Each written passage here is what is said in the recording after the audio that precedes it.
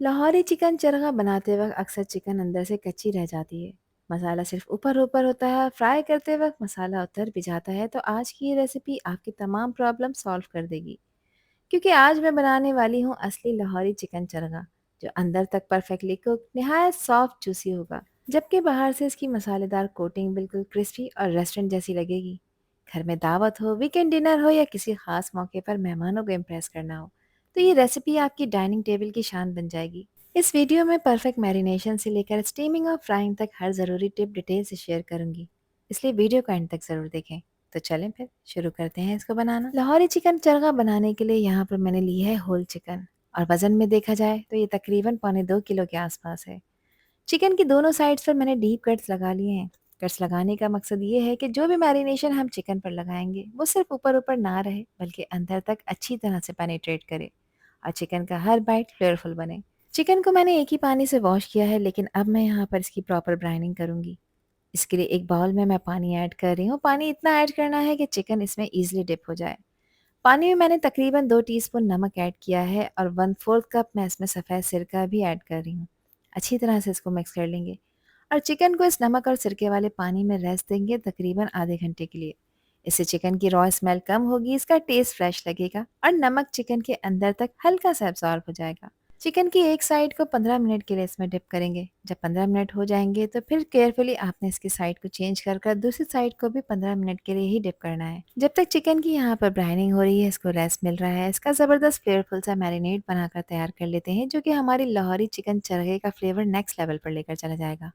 इसीलिए लिया है मैंने यहाँ पर आधा कप दही, और दही ज़्यादा पतला नहीं होना चाहिए और ना ही खट्टा होना चाहिए।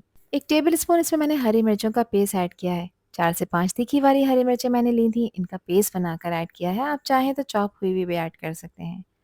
अदरक और लहसुन का पेस्ट इसमें ऐड कर रही हूँ, ये 1 टेबल स्पून है।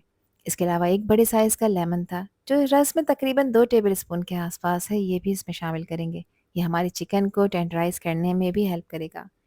1.5 टीस्पून या फिर हस्बे ज़ायक़ा इसमें नमक ऐड करेंगे। नमक आप अपने टेस्ट के अकॉर्डिंग ऐड करिएगा। 1 टीस्पून इसमें लाल मिर्च का पाउडर शामिल करेंगे। हाफ टी स्पून इसमें डालेंगे हल्दी का पाउडर। 1 टीस्पून ज़ीरे का पाउडर, 1 टेबल स्पून इसमें क्रश हुए हुए धनिए का पाउडर भी शामिल कर देंगे। अच्छे फ्लेवर के लिए इसमें मैंने चाट मसाला शामिल किया है। अच्छी खुशबू के लिए इसमें जायफल और जावित्री का पाउडर ऐड कर रही हूँ, और ये गेम चेंजर है, आपने इसको स्किप नहीं करना, ज़रूर ऐड करना है। हाफ टी स्पून खुशबूदार गरम मसाला ऐड करेंगे, और इसमें 1 टीस्पून कुटी लाल मिर्चें भी ऐड कर रही हूँ। अगर आप कम स्पाइसी रखना चाहते हैं तो फिर इसको स्किप कर सकते हैं। रेड और ऑरेंज फूड कलर का भी इस्तेमाल किया है मैंने, और ये मैंने तकरीबन एक एक पिंच इसमें ऐड किया है। एक अंडा अच्छी बाइंडिंग के लिए इसमें ऐड करेंगे।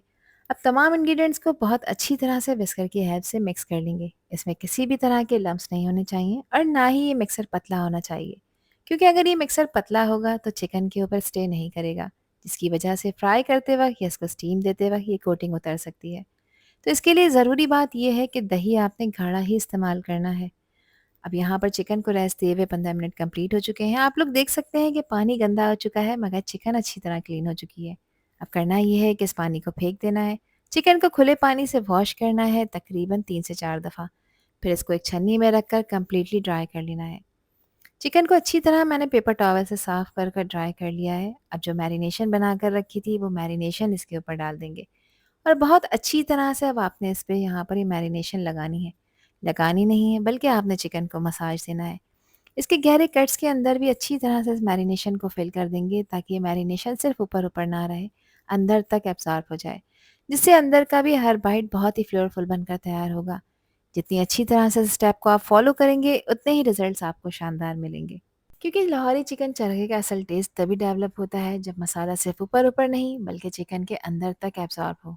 चिकन को फ्लिप कर बैक साइड पर भी इसके लेग, विंग्स और तमाम कॉर्नर्स पर अच्छी तरह से इस मैरिनेशन को अप्लाई कर देंगे। थोड़ी सी मैरिनेशन चिकन की कैविटी के अंदर भी आपने ज़रूर अप्लाई करनी है, ताकि इसका हर हिस्सा इक्वली फ्लेवरफुल और मसालेदार बने। कट्स को हल्का सा ओपन कर मसाला अंदर तक आपने पहुंचाना है। ये छोटी छोटी सी टिप्स चिकन को फीका रहने से बचाएंगी।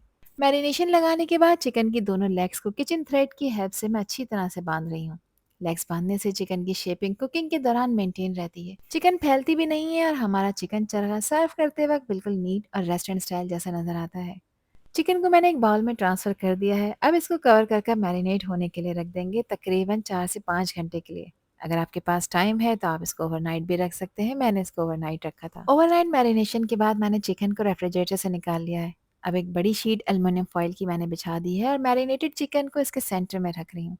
चिकन को फॉइल पर रखते वक्त इसकी ब्रेस्ट साइड को आपने ऊपर की तरफ रखना है और इसके ऊपर अगर आपने मैरिनेशन रह गई है तो वो भी अप्लाई कर देनी है ताकि ये मैरिनेशन बिल्कुल भी वेस्ट ना हो।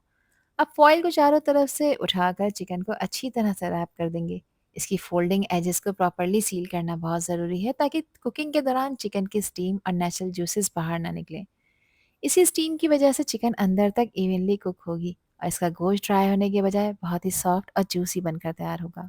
चिकन को स्टीम कुक करने के लिए मैं यहाँ पर स्टील की कढ़ाई का यूज़ कर रही हूँ और इसके अंदर मैंने एक स्टील की प्लेट रखी है क्योंकि मैं यहाँ पर स्टीमर का यूज़ करूँगी। जिन लोगों के पास अगर स्टीमर नहीं है तो वो इस तरह से स्टील की प्लेट को भी यूज़ कर सकते हैं।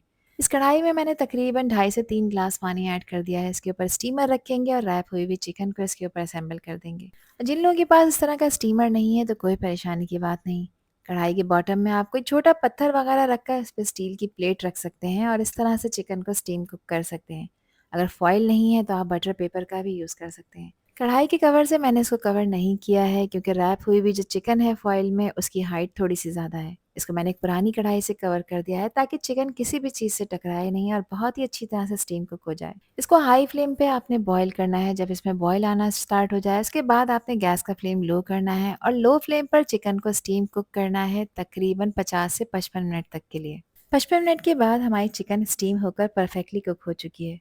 मैं बहुत ही केयरफुली इसको कढ़ाई से बाहर निकाल लूँगी क्योंकि इस वक्त चिकन बहुत ही ज़्यादा गर्म है, सॉफ्ट और टेंडर भी हो गई है। इसलिए उठाते वक्त दोनों तरफ से सपोर्ट ज़रूर दें ताकि चिकन टूटे नहीं और इसका खूबसूरत शेप बिल्कुल मेंटेन रहे। अब फॉइल को मैंने चिमटे की हेल्प से चारों तरफ से खोल लिया है।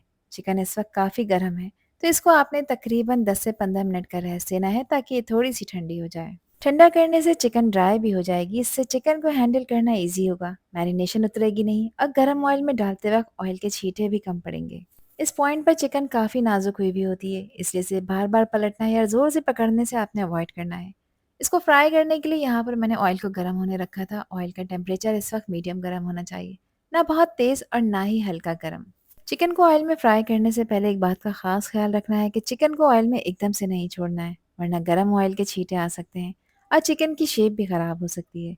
ऑयल में डालने के बाद इसकी साइड को आपने बार बार टच नहीं करना। एक साइड को तकरीबन 3 से 4 मिनट के लिए मीडियम फ्लेम पर फ्राई करना है ताकि इसके ऊपर एक अच्छा खूबसूरत सा गोल्डन कलर आ जाए और ये क्रिस्पी भी होना शुरू हो जाए। जब एक साइड यहाँ पर फ्राई हो जाएगी तो मैं चिमटे की हेल्प से इसको फ्लिप करूँगी केयरफुली और दूसरी साइड से भी तकरीबन 3 से 4 मिनट के लिए इसको फ्राई कर लूँगी ताकि दूसरी तरफ भी एक बहुत ही प्यारा सा खूबसूरत सा गोल्डन कलर इसके ऊपर आ जाए। चिकन को आपने फ्लिप करना हो तो चिमटा और स्पैचुला की हेल्प से केयरफुली इसको पलटें क्योंकि स्टीम होने के बाद गोश्त बहुत ही नाजुक हुआ हुआ होता है। फ्लेम बहुत तेज़ नहीं रखनी है वरना मसाला जल सकता है और चिकन का कलर भी डार्क हो सकता है। जैसे ही चिकन सब तरफ से परफेक्टली गोल्डन और क्रिस्पी नज़र आ जाए तो बहुत ही केयरफुली आपने इसको ऑयल में से निकाल लेना है। अब आप लोग देख सकते हैं कि हमारा जूसी चिकन चरगा बहुत ही अच्छी तरह से यहाँ पर रेडी हो चुका है। टेंडर है, बाहर से खूबसूरत सा गोल्डन कलर भी आ चुका है और क्रिस्पी भी नज़र आ रहा है। बस केयरफुली इसको चिमटे और स्पैचुला की हेल्प से निकाल लेंगे और निकाल कर आपने इसको तकरीबन 2 मिनट के लिए किसी स्ट्रेनर में रखना है ताकि इसका एक्सेस ऑयल निकल जाए। और यहाँ देखिए हमारा खूबसूरत गोल्डन कलर वाला बाहर से क्रिस्पी और अंदर से नहायत सॉफ्ट और जूसी लाहौरी चिकन चरखा बिल्कुल तैयार हो चुका है। मैंने एक खूबसूरत से प्लेटर में इसको सर्व कर दिया है। आप इसे french fries, fresh salad, lemon slices, हरी चटनी और अपनी मनपसंद किसी भी सॉस के साथ एंजॉय कर सकते हैं।